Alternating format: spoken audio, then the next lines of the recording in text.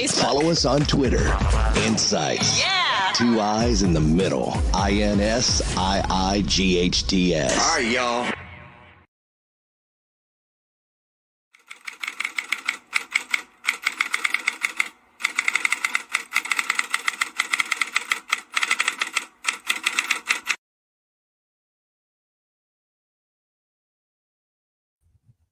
All right, y'all.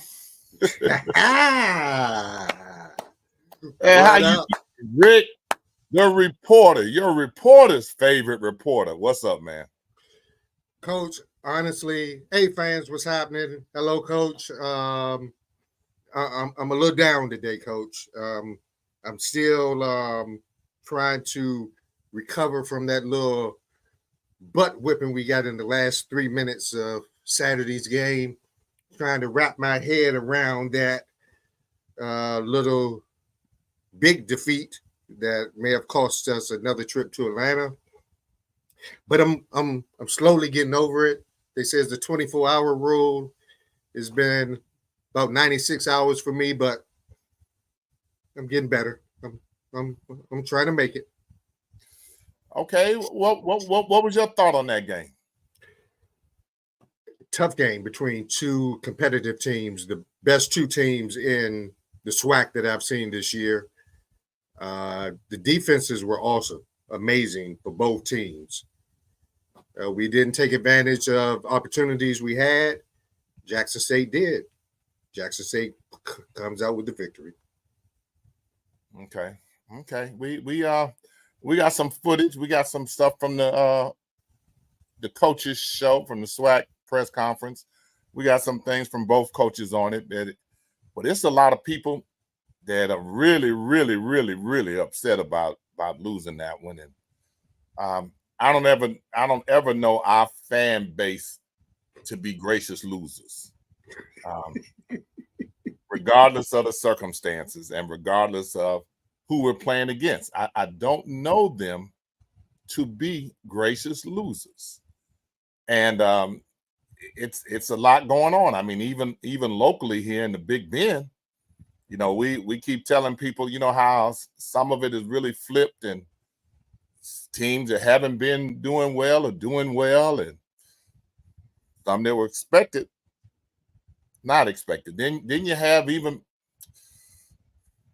we'll talk about my Browns, rest their soul, you know, and 1-6, 1-7, might be 1-9. All the Pittsburgh Steelers fans I hear from now even feeling sorry for us. I mean, oh my goodness. You know you've done something when the Steelers fans feel sorry for Cleveland. You know it's something in the water. So we are gonna come back and talk about it. I won't run from it. You know, we'll deal with it.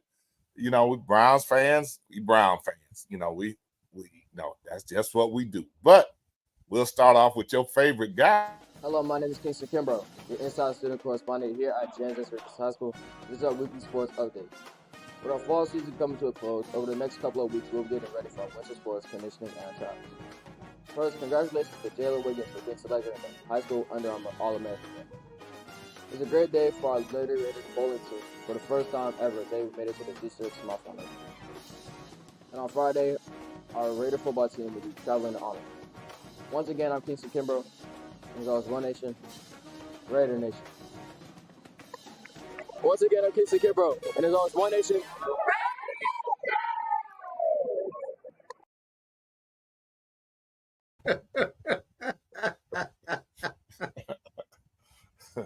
That's your guy. Love it. Love it. Like what he does. Love it. And he made a comment. You know, we were there, had a presentation last week with Under Armour and Jalen Wiggins, number 49, a University of Florida commit, 5-star recruit. Most say he's the number 1 recruit in the Big Bend area. Still being recruited. A lot of them have not backed off of him, but he had his jersey that they sent him from Under Armour, so he will be playing in the Under Armour All-Star game, and it only goes to the top. And Ricketts really did a really nice piece And we have some things up on social media where we streamed it live and had a short interview with him. And we've been covering him for the last 3 years. And, you know, he deserves every accolade that he received. Now, the team did not play well. They lost to JP2, John Paul's second, in a game that most people thought, I mean, somebody told me, said, man, that game is going to be running time. It's not going to even be close. 22-19, John Paul beat them. They go to 4-4. Rick dropped to 4-4. And one of the things about it, man, JP2 was so big, 6'5", 320, 6'3", 280. Their line was huge. And a lot of people were making comments that those were guys that were geared to be at Rickards. Oh, that makes it even worse, you know. But the high schools in the area, we talk about them every week. We cannot take anything away from Gadsden County, who's 7-1 and rolling. I mean, Gadsden County's rolling pretty good, and they played Taylor County, another team that 2 years ago were really struggling. You know, and Taylor County has been hit with hurricane after hurricane. So the football team, the high school football team, is really kind of keeping that community together as they're rolling now at 6-2. Good. So they play in Gadsden County on Friday. I'd really like to see that game, but it's so rough to get into Gadsden County. It's pretty much one way in, one way out, but they are going to be in there thick as thieves for that game. You know, it's nice when sports does what it's supposed to do and unite people, even if it's just for 3 hours. And we've talked about it numerous times on the show, how sports can just take your mind away from issues and the real life drama of life for a couple of hours. So congratulations to Taylor County so far for keeping going. Our thoughts and prayers are still with you. And Gadsden County, wow. Y'all are rolling. We're rolling. We got to give a special shout out to our coach, our brother, Maurice Freeman over in Daleville. They just won their second game. They're 2-7. It's been a rough road over there in Alabama trying to get those guys to think like they need to think and kind of change some of the things that he's going to require from them outside of the football field. It's just a certain maturation level that he expects from his guys. Godby, 6-2. I mean, they 6-2. Godby's rolling pretty doggone good. They're rolling good, and we talk about their 10th graders, 11th grader, 5-star recruits, 4- and 5-star wide receivers already receiving offers from Power 5 schools in 10th and 11th grade, heavily recruited by Florida State, both of them. I mean, so there's something to be said about the talent in the area. Lincoln lost to Gadsden County, and they're still 6-2. So they're still having a good season. Florida High lost to them as well, but they're 5-3, and they beat Madison County 23-13. So it's some really, really good football being played in this area. It really is some good football being played in this area. How Tenor Rock doing? Tenor Rock won their second game in a row last week. Oh, and they have a game tomorrow night out of district game on the road against team in Brooksville Central. So how that's going to turn out, but it seems like coach has them on the path, like he said, one pebble at a time, one rock at a time, and he's getting them going. So that's good to see. Okay, now we have some people that really wanted to see some of the clips that we have here that we wanted to share with you. And those are things that we have to continue to get better with, because a lot of the things that we have to do because of our defense is in the open field. So, if we don't improve on that, our rushing yards are going to continue to stay in the upper 200 yards. But, you look at that 54-yard touchdown run, our star fits the gap the way he's supposed to fit it. He doesn't wrap up. Mulligan gets the fight song started, right? So, we got to continue to be better with that, if we're better with that, our rushing yards will start to improve. Our rushing yardage defense will also improve. Thank you, Coach. No problem. Yes, Coach. Thank you for joining us this morning, and we look forward to speaking with you next week. Thank you, man, and good luck to everybody this week.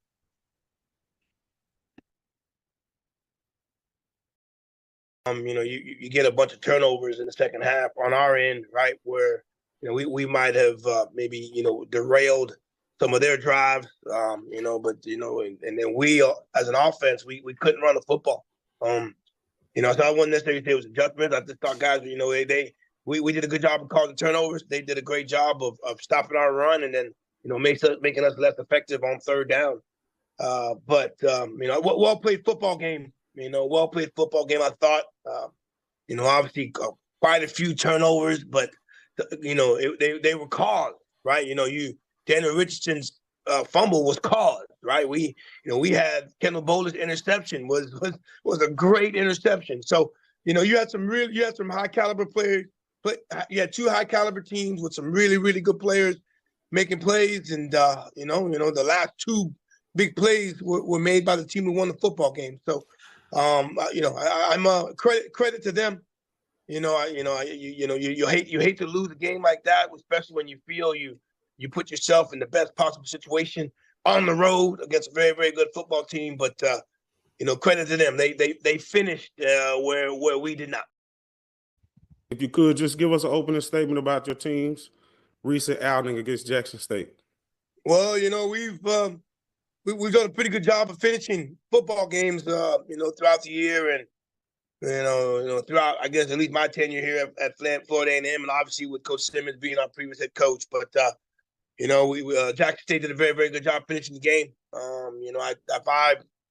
If I could have drawn it up to have us up 21-20, 4 minutes left on the clock, and our offense coming on the field, I would have taken that. Credit to Coach and his staff to finishing the game stronger than we did, and ultimately taking the victory. Obviously, we gotta wipe that off and get ourselves ready for a really really good Southern team that's coming into our BRAC Stadium this upcoming weekend. Thank you for that. We're now opening the floor to questions for media members. Reminder to please limit yourself to one initial question, and then you can re-raise your hand to get back in the queue for questions for Coach. Your first question is from Doc Holliday. Coach Coles, how you doing this morning? I'm doing well, Doc. How you doing? I'm doing good. I didn't get a chance to interview you from Saturday, but I guess I got it right here today. With the game being 21-20 in the second half, what was the thing that you kind of did as far as making adjustments in the second half, or if you felt like the adjustments wasn't enough in the second half against Jackson State? You didn't. You thought obviously first half. The points being scored. You thought it was going to be a high scoring affair. You get a bunch of turnovers in the second half on our end, right? Where we might have maybe derailed some of their drives. And then we as an offense we couldn't run the football. So I wouldn't necessarily say it was adjustments. I just thought guys, we did a good job of calling turnovers. They did a great job of stopping our run and then, making us less effective on third down. But well played football game. Well played football game. I thought, obviously quite a few turnovers, but they were called, right? Daniel Richardson's fumble was called, right? We had Kendall Bolden's interception was a great interception. So you had some. It's difficult to do interviews after you lose, and we always say that. Now he had some days between doing the SWAC interview, and I always remember a Democrat reporter telling me one time, said, "Coach, we learn a whole lot about you coaches when you lose."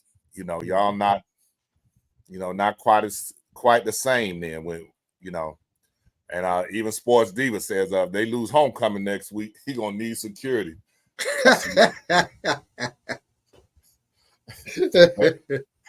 And that's true. And that was even before she said, "Hey, Coach. Hey, Rick." You know, Alan, we appreciate you always, always. But you know, they have actually, you know, been roasting them pretty much. And see, the pressure was really on TC Taylor, you know, because they hadn't beaten us since Dion left. So Right. he had a lot of pressure on him. They got that 55, 60,000 seat stadium out there. You know, they not playing about that thing at all out there. It's just the way that they dominated us last year, you know, and we know what this game, a game like this means for our program. You're talking about a team that was ranked FCS nationally, you know, one of the top teams in HBCU football. So, you know, as a head coach, I got to get the energy level up and make sure our guys are playing at a high level, make sure these coaches, you know, are coaching at a high level. But, you know, it means a lot. It means a lot. But I told the team today, you know, the rest of the way, you know, the word is complacent. I don't want to get complacent and just get up for the FAMU game. We got to play hard in each and every game that we got going forward. But still a lot of football left. You know, still the East is undecided, the West is undecided. So we still got to play good football and go out here and execute each and every weekend. Just want to talk about your defense. I know True made the big hit, the sack fumble at the end of the game, but your defense held FAMU to no points in the second half. What adjustments did you guys make to kind of make that happen? Well, that's all on our defensive coordinator and that defensive staff, Coach Quinn. You know, they had 3 explosive plays and those 3 touchdowns in the pass game. And then, like you said, after that, our D-line turned up their level of play. Our 2 linebackers played a phenomenal football game, Reed Pulliam and Ashton Taylor. They got after, you know, we talked about the True Thompson hit right there in the forced fumble, but Reed Pulliam comes back the next series and, you know, and dislodges the ball, and Ashton Taylor, the other linebacker, recovers it. So, you know, and for them to take a lot of heat off of the A&M game, you know, they didn't play their best game, and for them to come back and respond, I can't say enough about those guys, you know, on the defensive side, the coaches as well as players. Appreciate it, Coach. No problem. She loves thee. Hey, Coach, how you doing? I'm good. How are you? I'm good. I'm good. So it's a big emotional win for FAMU, and you're taking it's a comfortable lead in the SWAC East. How do you plan to keep the team grounded and focused, especially heading into a matchup with Bethune-Cookman for their homecoming? So what's going to be the approach to maintain that intensity and avoiding any letdowns? Today I told them we just got to keep practicing and preparing like we've been preparing each and every week. You know, we know that was a big win for us, but that didn't decide the Eastern Conference yet, you know, the Eastern Division yet. So we still got a ways to go, and they understand that. You know, these dudes really practice hard each and every week. The three days we're out there on the practice field, they get after each other really well, and they want an opportunity to win the East. You know, and they're doing that. They're preparing like that, and that's how they're approaching these football games. But they know we still got a long ways to go before, you know, that's done. Just to be ready for it. You know, like you said, they had the explosive play off of it early on, and that was a great scheme, great adjustment by their coaching staff. Yeah, then they going to Daytona for homecoming. Cookman has not done well this season. He's true. It's not decided. Everybody's hoping that Alabama State will be able to upset the cart with Jackson State. You know, when we played them in Montgomery for their homecoming, they were down to their 3rd and 4th string quarterback. So they're expecting them to be better and to be able to make a run. So your offensive coordinator here, though, he's catching a lot of heat. He's catching a lot of heat. Yeah, but if you can't run the ball, that kind of leaves you one-dimensional. I mean, and credit, you have to give credit to the other team too. This wasn't no sorry team that FAMU was playing, and they were on the road. So, I mean, for the first time in a long time, they didn't start off super slow. Right. So that was an adjustment. The explosive plays in the first half, that was an adjustment. and give Jackson State credit. They made an adjustment. I think they switched out corners. And so those explosive plays weren't there. And heck, the quarterback didn't have enough time to really look for those explosive plays. He was all up on it. So it's easy to blame the offensive coordinator. It's easy to blame the coaching staff and all, but sometimes you have to give credit to the other team. And FAMU was leading with 4 minutes left to go in the game with the ball. With the ball, that part right there. Come on, y'all. I mean, but hey, people are going to complain. He defended his quarterback and said it was a forced. I mean, the fumble was forced. I mean, it wasn't like he just. So I appreciate, the way he handled that. He didn't try to throw anybody under the bus or anything like that. And we had won a couple games early in the season, close like that. Mm-hmm. So now what we need to do is make sure that we handle Southern coming in this weekend. That's what we need to do. The SWAC is not a joke. No, you're right, Coach. And you can't let last week's loss affect you this week, or you're going to have this week's loss. So you just can't do it. So you got to wipe that out, tighten up some things. You got Southern at home. You got a winning streak at Bragg that is still alive. And the East is still there. It's still there. It's not in their control, but it's still there. You lose another game, it won't be there anymore. So you still got a lot to play for. Got a lot to play for. Now, something I was supposed to show you, but recognize. Once Vince Carter Insanity. I think we all wanted to be Vince Carter. Vince did things that we can only dream about. The future has arrived. Vince Carter first gained national recognition by helping the University of North Carolina reach 2 Final Fours.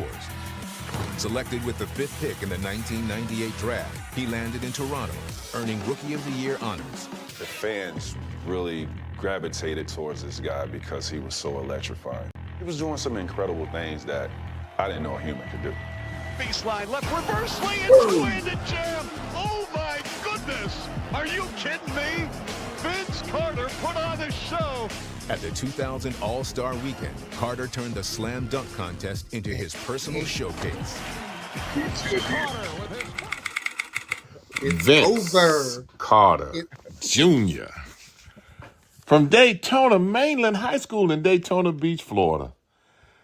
Man, they called him Vinsanity, Air Canada, half man, half amazing. Some say he was one of the greatest dunkers of all time. His dunk of death in France against the France Olympic team in the 2000 Olympics is widely considered one of the greatest and most famous of all times. In the Orlando Magic Stadium, Vince Carter was the only high school player whose highlights were shown at halftime of the NBA game to a crowd of oohs and ahs. That was Vince Carter. He started playing football as a quarterback until he broke his wrist his 9th grade year. He switched to volleyball. He was named the Volusia County Player of the Year as a junior, averaging 24 kills a match. For comparison, none of his teammates averaged more than 1. He also was offered a saxophone scholarship to Tim Bethune-Cookman in Daytona. He led Mainland basketball team to his first Class 6A state title in 56 years and was a 1995 McDonald's All-American before going on to play at the University of North Carolina. He's a man who always remembers where he's from, always close to his mom, who we had a chance to meet, very active at Bethune-Cookman. But he had a restaurant, Vince Carter's in Daytona Beach, right off the interstate. Man, it was It was pretty nice. I enjoyed it there myself. His mom ran that restaurant for him and eventually sold it. Vince was voted by some as the greatest basketball player to ever be from Florida. Man, he was called the all-time best Florida high school basketball player by many. By many. His college career at University of North Carolina was spectacular, but when he played basketball, he had over 2,000 points and 1,000 rebounds in his career. His senior season, he averaged 22 points and 11 rebounds. He went on to win Rookie of the Year after leaving University of North Carolina, followed by becoming the slam dunk competition and by winning the slam dunk competition in 2000 and 8-time all-time selection and Olympic gold medalist. Vince Carter had the longest career in NBA history with 22 seasons. The former Mr. Florida in basketball was known for his outstanding leaping ability, but his longevity in the league was something special. Vince Carter from Daytona, Mainland, never, ever forgot where he was from as he continued to set records in the NBA and with his willing to give back to Daytona Mainland High School. Congratulations and welcome to the NBA Hall of Fame. But for all of the above things, contribute to him being a legend. But a great child. I'm so proud of you for being the young lady that you've become, your drive, caring soul. Continue to make a difference. Continue to change the world. Keep going hard. You know I got your back forever. Sandy,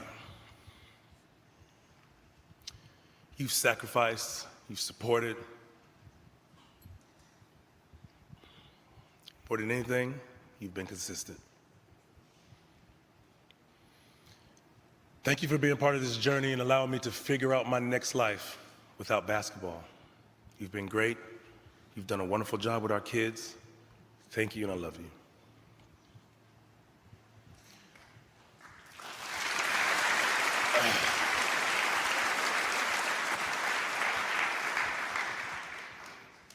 People know her as Michelle Carter. I call her Mom. Mom. Miss Lady, all the sacrifices you've made to help me reach my goals and dreams, I'm truly thankful for. Providing me with vision on how to be a student athlete, not an athlete student. Making sure I made the effort to learn a little bit about a lot of things, which would open up doors and opportunities in life. But Mom,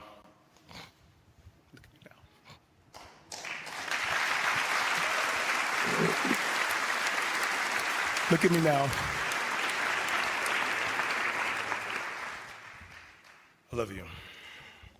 Woo, got it. In closing, in life we go through obstacles that are filled with ups and downs, good and bads, and everything in between. It seems like a gauntlet you're going through, but we somehow figure it out. Either on your own, from a coach, a teammate, co-workers, boss, or even through life experiences, it gets us to the finish line. When we look back at the process, we have a greater appreciation for what we've experienced. Take those experiences and give them to the next generation. Drop those gems, because remember, it was done for us. We have to keep the cycle going.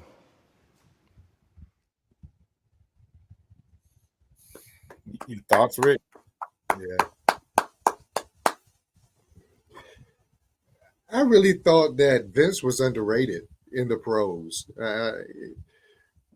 I don't think he got, maybe it was because of the teams he played for that weren't the Los Angeles and the New York Knicks and the big market squads. But Vince was one heck of a player. And as you can tell, if you didn't know him, just from that clip right there, you could tell that he's a heck of a person too, even a better person. And I'm glad that he got his due and is in the hall because he deserved it. Vince was crazy good in North Carolina and even better in Toronto when he just a heck of a guy. And I'm happy to see that he got his due, his flowers. Congratulations, Vince. I agree. And see, a lot of it, what you saw was a team-oriented player. It was never important to him to be the leading scorer or any of that. He said he learned how to really play when he did what? When he went to North Carolina. North Carolina. You know, what they say, who's the only person that can hold Michael Jordan under 20 points? Dean Smith. Dean Smith. And see, he's a young man that was a legend coming out of Daytona. And his mom, you saw a picture of her standing there with me. We were doing Insights basketball game in Daytona. And they brought her to me to interview. And all I knew was that she was Vince Carter's mom. I didn't know she was on the board at Bethune-Cookman and all of those things. And she spoke so eloquently about education and the significance thereof. And when you hear Vince talk about what his mom taught him, then you could see where it came from. I mean, he speaks well. I mean, he puts his thoughts together well. And he does things in the community, especially at Daytona Mainland. They have a statue up in front of him. Much deserving. Much deserved. Mm-hmm. But, you know, to be from Daytona and you go into a game and watch the NBA game and you're looking at highlight films of a kid in 10th and 11th grade, you're like, who is that guy? Who is he? Mm-hmm. And it was one of those times when somebody told you about a young man, a student athlete that was that young and almost legendary status that actually lived up to it. It's not many. Him, LeBron did it. I mean, it's not Magic Johnson did it. You know, we heard about Magic when he was in 10th grade from one of our Rattler basketball players that was from East Lansing and talked about him. So, I mean, it's just really, it's just a really good story to tell. And again, congratulations to him and his family for what he achieved. Mm-hmm. And you saw Sports Diva said, who knew there was a team in Canada? He said, who knew that? You know. Mm-hmm. So I'm glad I was able to bring that to you. Good job, Coach. Good job. Thanks. Well deserving.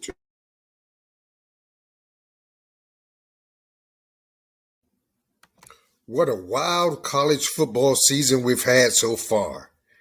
And we're just getting to the second half. Vanderbilt is making its first appearance in the AP Top 25 poll since 2013. Defending champion Michigan, after its second straight loss, is out of the polls for the first time in 54 weeks. Oregon claims the number one ranking for the first time since 2012. And if the college football season ended today, Alabama would not be participating, even with 12 teams. Yes, this is a crazy college football season. SEC newcomer Texas was number one before running into the Georgia Bulldogs. In fact, no team has held the number one ranking for longer than 3 weeks this season. The Ducks, however, will have a chance as they have home games against number 20 Illinois and Maryland, sandwiched with a road game at Michigan. Beware of that one. And a Florida team is in the top 10. But did anyone expect it to be Miami? Remember, This year, the highest ranking top 4 conference winners will have first round byes in the new 12-team playoff system. That means as we enter the bewitching month of November, expect the movement and shuffling to continue. One thing that can be expected, expect the unexpected. Wow, this has really been crazy. Go ahead, Rick. No, just what you just said. Just a crazy season, man. It's just been crazy. And you just cannot get dibs on what is going to happen. You think that all right, Texas is number one. They've been rolling through the SEC. Everyone's on Texas. And then Georgia goes to Austin and just smacks them down. And even the score, even though it was 30-15, it really wasn't that close, Coach. They physically pounded them.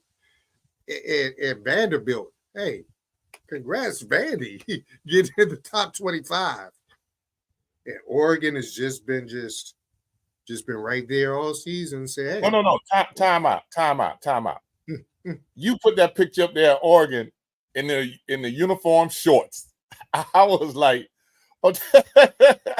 Oregon is gonna be a fashion statement every game. I'm like, no, that's not in the shorts, is it? I said, oh, no.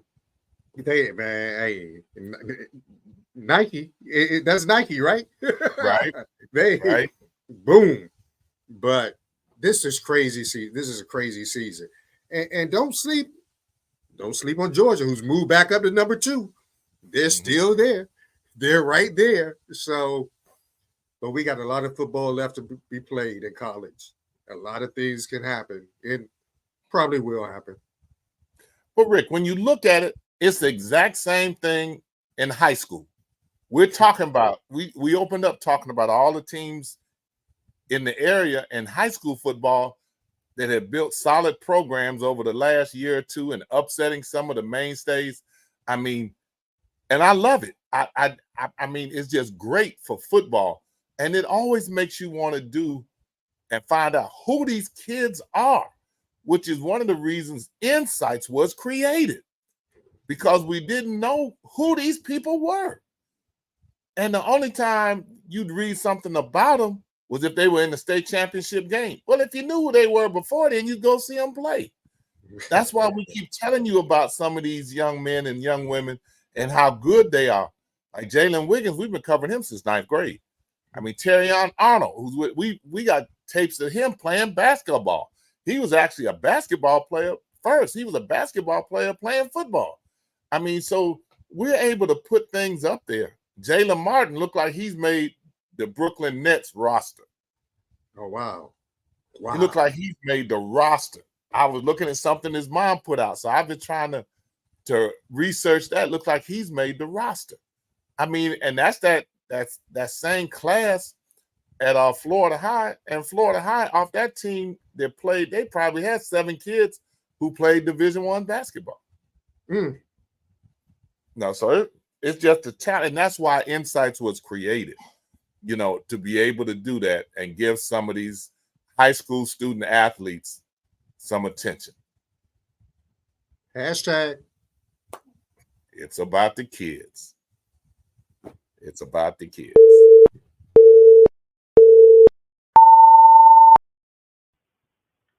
The supremacy of the baseball world has come to this.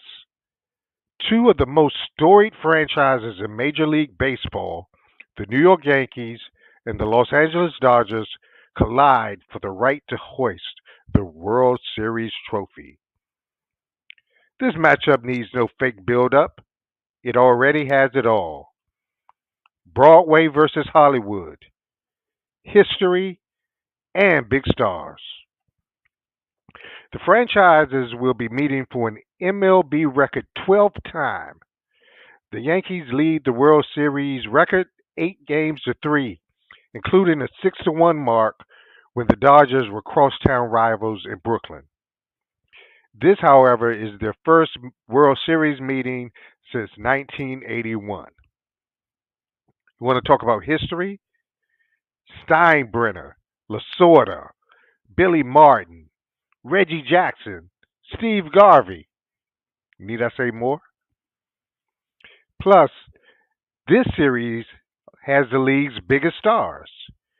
Aaron Judge, Juan Soto, Giancarlo Stanton pace the Yankees' big bats. Shohei Ohtani, Mookie Betts, and Freddie Freeman lead the Dodgers. Not only were they the top two teams in the league this year, but they are the top two markets in Major League Baseball. Can you say ratings? New York is seeking its 28th World Series title, but first since 2009, an eternity for New York fans. The Dodgers are seeking their 8th World Series title and their second in 5 years. Both have been among the best teams all season long. Now we will see who is the very best. The series begins on Friday. Oh boy. The two programs with the highest budget in Major League Baseball. And I like what you said about Broadway versus Hollywood. That's pretty good there. They've been the best in baseball all year, and this is the game. This is the series. No offense to your Guardians, and sorry about my Orioles, but this is who you wanted to see. You want to see the stars play the stars. You want to see the best play the best, and we're going to get it. I mean, Shohei has been there all year. Aaron Judge been hitting home runs all year. Juan Soto in the playoffs. Don't mention doing Juan Soto things. Don't mention that. Sorry, Coach. Yeah. Mookie Betts, a playoff veteran, World Series winner. This is going to be it. It's going to come down to pitching. If someone can get some good pitching, especially in the bullpen, they'll win because both teams can bat. Oh boy. Right. We can either see some real high scoring games or the pitching comes through, some nail biters. I can't wait. This is going to be exciting. Well, Rick, tell me what happens next year. Will Ohtani pitch again? Oh, Coach, this is going to be something. I don't think it all. I think it depends on what they do here. If they win this, I might not say I might keep them on the side if I needed them. But if they win it, why? He's doing everything else except playing in the field. But he's batting. He's stealing bases. He's doing everything. So you don't really need him as a pitcher unless they just get mollywopped. And then if he's healthy, then you see. But then will that take away from the other things that he's done this year? Because we didn't know he could steal bases. Right, we sure did.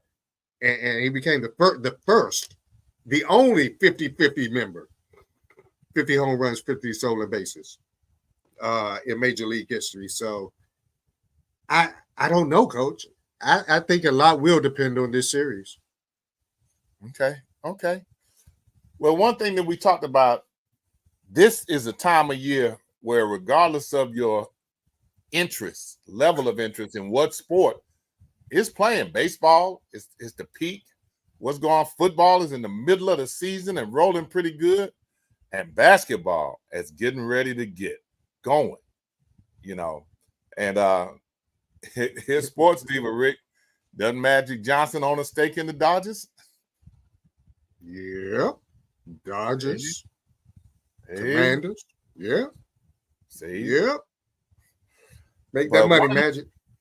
We have fourth quarter does a thing with sports media with they bring out all the high school basketball teams, men and women, and we were able to get a few interesting Inside Sports, Mickey Clayton. Coach, I've seen your team over the years, always well coached, a lot of different offensive sets you run, defensive adjustments you play in terms of who you're playing.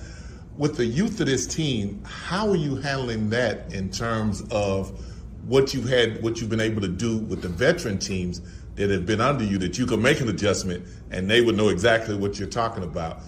How do you handle it differently now with the youth of this team? All right. $1 million question, huh? That's right. Well, I guess the biggest part's going to be just some practices of just seeing how we adjust some practices when we get together when practice starts to see how we can do this. And the other thing is, if we could just get up tempo and just get the defense won't be ready, then you might not need to make as many adjustments as you think sometimes. Mm-hmm. So it's going to be the pace of the game. If we can just get up tempo and play up tempo and speed teams up, that could help us with adjustments too. But if it's a slow paced game, then that's where we've got to really work in practice to just make sure these girls are on the same page. Okay, thank you, Coach. You're welcome. We probably were one possession away from about 10 games between making those games wins and losses. And again, those are things that we are going to get better at this year. Free throws and layups. You know, a lot of games are won on those. And our guys are 1 year stronger, 1 year tougher, 1 year more mature.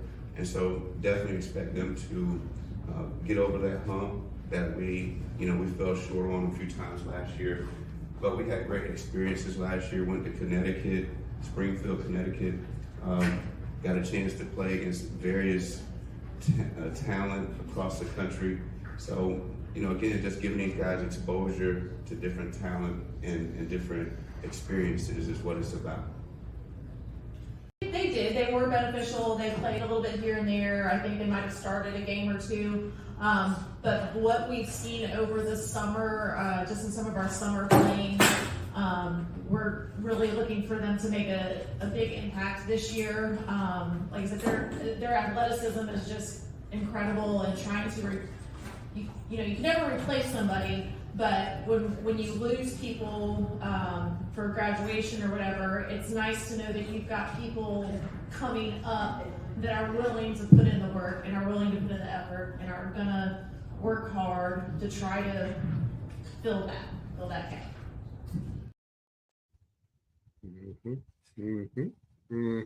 Kind of interest in there, yeah. Two of them playing college ball now.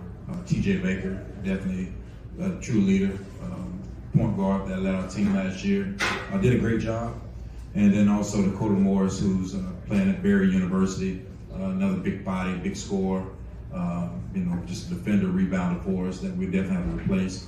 But definitely with our young guys, we have some from freshmen all the way up to our sophomores and juniors. That's going to contribute. That's going to really, our strength are in our numbers. So there's not a big drop off when we sub from our seniors to our younger guys. And we have one young guy that's ranked in the state nationally with a few offers already as a ninth grader. But the big thing about him, he doesn't have to come in and lead this team. He just has to come in and continue to grow and be a part of it. And that's the grateful thing that about our young guys is going to contribute a lot this upcoming year.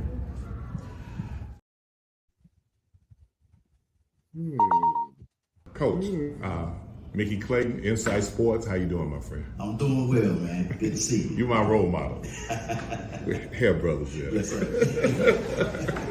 I got a question. What did you do last year and this year in terms of going from being the hunted, because you had one of the premier programs in the state, to being a hunter now and changing that mindset that you have to go after it to get it as opposed to having to defend it? From being at that level, at being the hunted, I don't think there's a difference, because you still got to go and grind. It's like Nick Saban in Alabama. Just because they were the best, that don't mean that their practices was light. That don't mean that they were not disciplined. So that same experience that I had with them is what we started to build on last year and get the understanding. And Tori hit on it, like she was able to see it from a coach's perspective of, okay, this is how this thing is supposed to look. So just that same hunger, that same drive, hard practices, grinding year round. Because when we had dogs. Like it was year-round basketball for everybody, you know. So why stop now? You know what I'm saying? And not, especially now that you got the talent back, you know. So it's the same, but now you know you got to win. You know what I'm saying? So they proved themselves in the past that we're winners. That's what they're doing now. We'll have to do now. Okay, thank you, Coach. Now, Coach put you on the spot saying you never meet a smarter young lady than you. And you speak very well, but one thing I have to say, I really like those shoes. With the daughters I have, they'll like those pretty tight.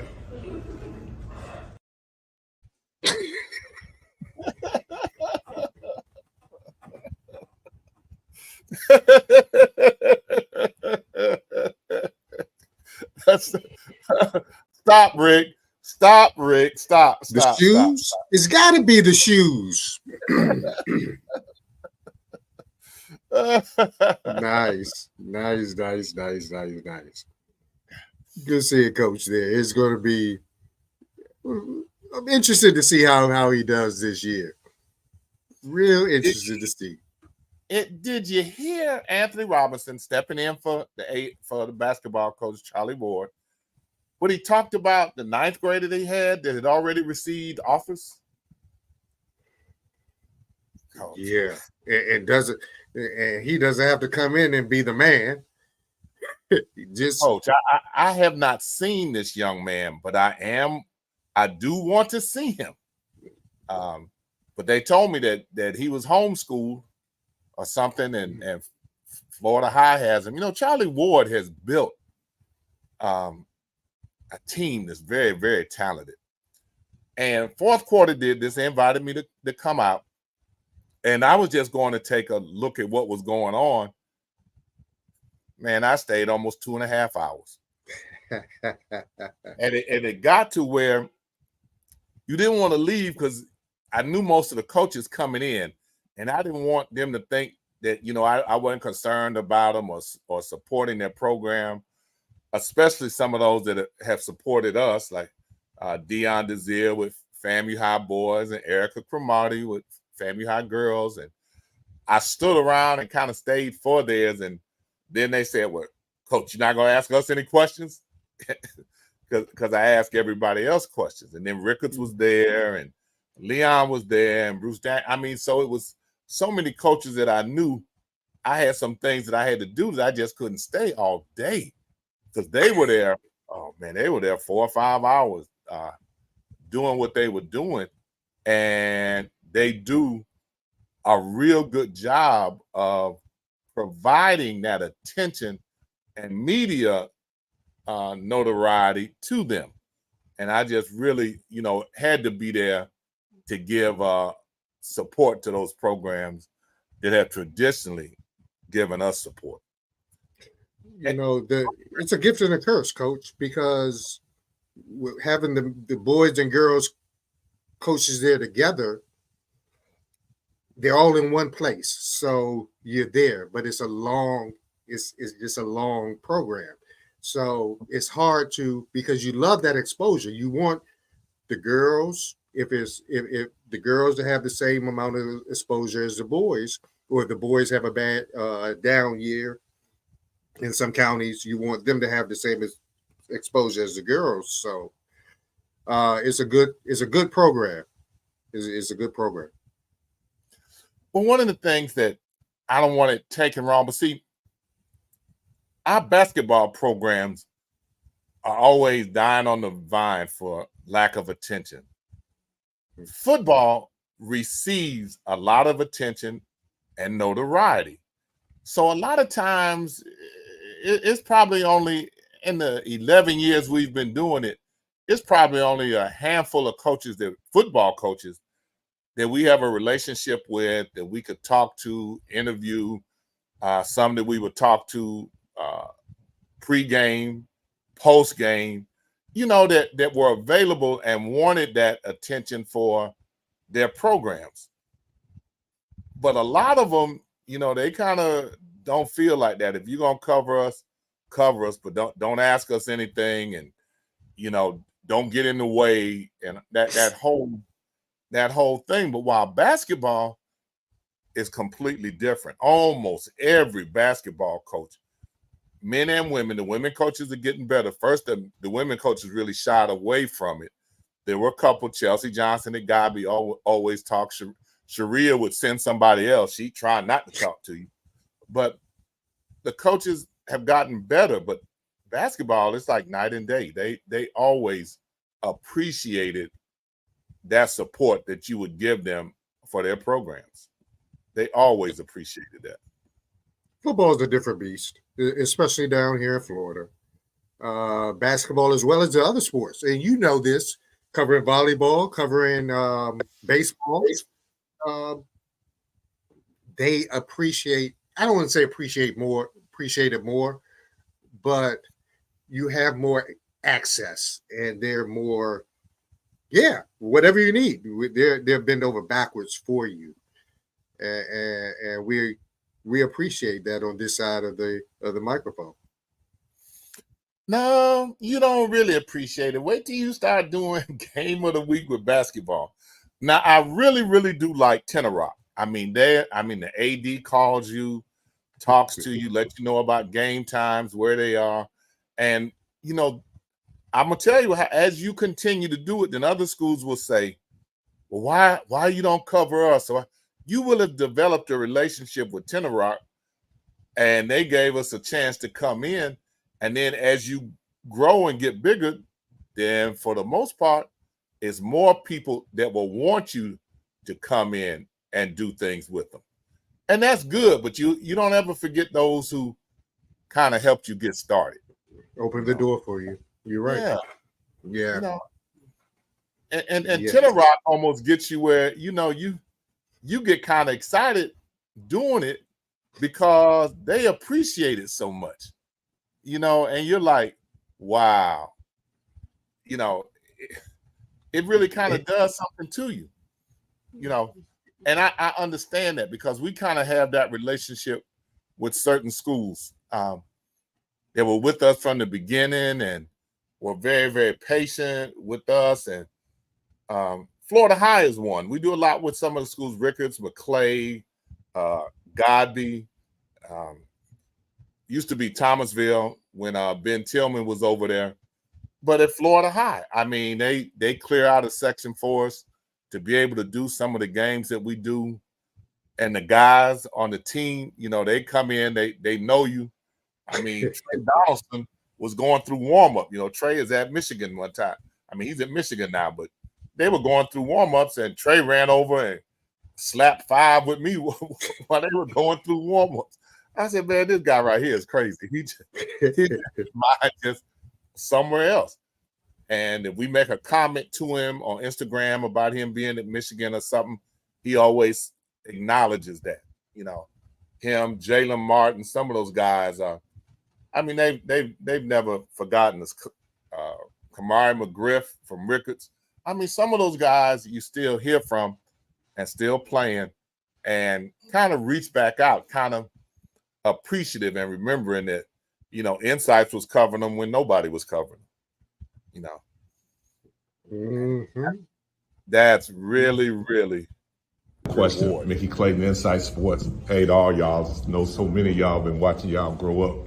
Some of y'all before y'all even knew who you were. But as you are playing, you're playing in a program and for a coach that puts you in a position where you play the best competition available. Y'all don't have no easy schedule. Y'all compete against the best everywhere. So at the end of the year, your record might not be as shining as others, but you've been battle tested. How does that feel for you to be in a program and play for a coach that puts you against the best? As he said, we have a good coach. He has a lot of connections. But I feel like the challenge is what we need. You don't need to have all these really cool teams that you're going against, get your head boasted up like you're that good, and you get the playoffs and you get beat. So I feel like if you really love the game of basketball, you should love to be challenged because there's people out there that's grinding like you, doing everything like you do. So once you meet your match, I feel like it's whoever been putting in the most work, that's who's going to come out winning. To piggyback off the card, playing all these different type of teams, they give you a sight of what, you never know what to expect in the playoffs, So, if you see somebody that plays a certain type of way, it's not nothing new to you. You just got to make adjustments, and like you have to change anything. So yeah. I think this year our record gonna shock a lot of people.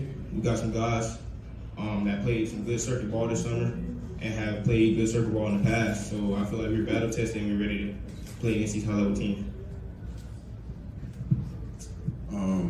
In the playoffs, it's not going to be any easy teams that we play. So I say we have to play these teams in the regular season so we can be prepared for the playoff run. And it also takes us believing in each other because our coach believes in us. So definitely seem who's more battle tested. The reason I say that because we always face the top teams in circuits / tournaments. But yeah. Well, I would say this, definitely Coach Ward does put our guys in the best situation, most challenging situations at all time. And that's good for our kids, especially for the goals and the dreams that they want to go for. And it's always good to be seen against other very, very good teams and very good players so that the true evaluation piece can be had during that time, but also it helps prepare this team. Very similar to my high school, shout out to FAMU High. And but we would go into the tournament with probably almost 8 to 9 losses, and we'll face teams that was with one undefeated all the way up to that point, and we beat them by 20 just because it was battle tested. So the thing is to challenge him. He does a good job with that. We have a very challenging schedule this year. A lot of independent SIAAC teams. We go to different tournaments. When we go down to Miami, we go to Clearwater, we go to Georgia and Valdosta. So we have about 7 or 8 road trip games. We're going to face a lot of the best teams in the state and also from other states. So this team will be tested by the end of the year. We'll see how we fare, but we will be battle tested. So along with the teams here locally, there are some good teams here, so we face them as well. So definitely excited about the schedule and the opportunities that these guys have, and these will be members for a lifetime. Thank you. Your attention, please. Stay up to date with the latest from Insights. Visit our website at insights.com. 2 I's in the middle, INSIIGHTS. Insights is a copyright of Mac4 Enterprises, a Florida corporation. This broadcast is produced under the exclusive ownership of Mac4 Enterprises and is the intellectual property and trademark of Mac4 Enterprises. Comments of the host and other individual speakers on Insights represent their independent thoughts and representation.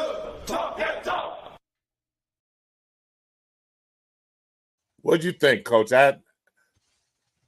Florida High guy, I mean, those were the seniors. Almost every one of those guys will be in school somewhere playing next year. Wow.